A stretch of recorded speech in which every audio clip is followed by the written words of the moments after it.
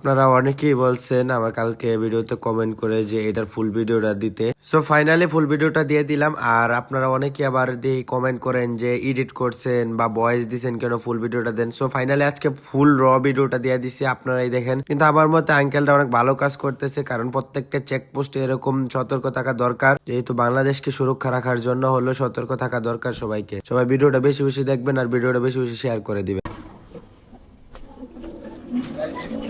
G camera কি বন্ধ আছে? হ্যাঁ।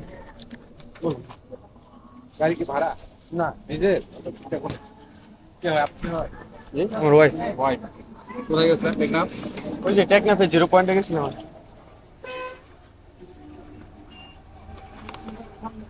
কি করেন ভাইয়া? এই স্টুডেন্ট জব টপ করে আর কি। জব করে? আসছি ওরা কার নিয়ে আসছি।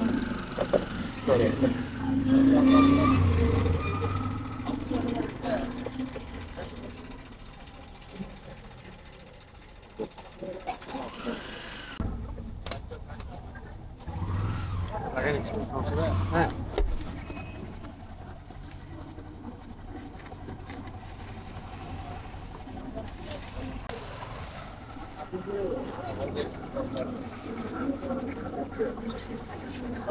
কাগজ দেখাবো ভাইয়া?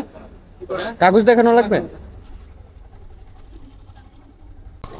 তো এটা হচ্ছে টেকনাফ তেতুলিয়ার লাস্ট চেক পোস্ট, কক্সবাজার ঢোকার লাস্ট চেক পোস্ট। তো এই জায়গায় আটকায় সব গাড়ি মনে হয় যে খুইলা চেক করবো, তো আমার গাড়িও খুইলা সে চেক করতে।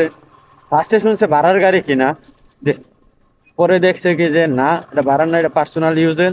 তো তারপর একটু চেকটা বেশি করছে, কারণ যারা পার্সোনাল ইউজ করে ভাড়ার গাড়ি তো আপনি খুলতে পারবেন না, এটা কন্ডিশন দেওয়া থাকে, জিপিএস লাগানো থাকে। এই কারণে আপনি ভাড়ার গাড়িটা এত একটা গুরুত্ব দেন না। যেই শুনে মনে করেন যে নিজের গাড়ি, তো নিজের গাড়িতে আপনি যা খুশি তা করতে পারবেন, অবৈধ জিনিস আনতে পারবেন, যে আপনার যে কিট খুললে ধরলে ভাঙিয়ে হইলে আনতে পারবেন। এই কারণে আঙ্কেলটা ভালোভাবে চেক দিতে, যেহেতু লাস্ট চেক পোস্ট আমার মতে ভালো কাজ করছে, কারণ আমার কাছে চেক দিতে।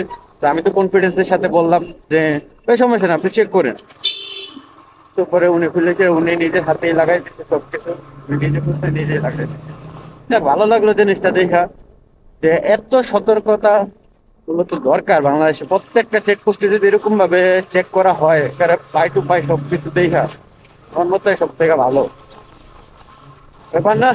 চলেন এখানে কক্সের দিকে রওনা দিতেছি। টেকনাফ গেছিলাম, মিয়ানমার সীমান্ত পর্যন্ত গেছিলাম, কক্সের দিকে রওনা দিতেছি।